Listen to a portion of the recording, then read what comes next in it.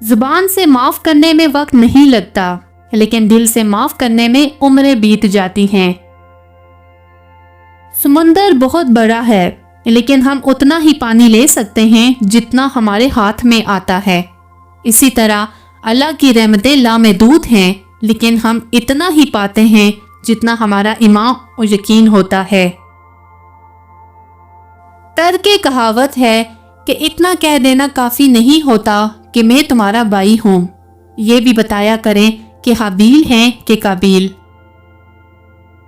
ماں باپ کے ساتھ تمہارا سلوک ایسی کہانی ہے جو لکھتے تم ہو، لیکن تمہاری اولاد تمہیں پڑھ کر سناتی ہے۔ جب دل میں میل، طبیعت میں ضد اور لفظوں میں مقابلہ آ جائے تو یہ تینوں جیت جاتے ہیں، بس صرف تعلقات اور رشتے ہار جاتے ہیں۔ غیبت عمل کو کھا جاتا ہے، جھوٹ رزق کو کھا جاتا ہے، غصہ عقل کو کھا جاتا ہے، تکبر علم کو کھا جاتا ہے۔ اگر صبر آپ کے وجود کا حصہ نہیں تو شکر بھی آپ کے پاس نہیں آئے گا، کیونکہ شکر وہاں آتا ہے جہاں صبر کی زرخیز زمین ہوتی ہے۔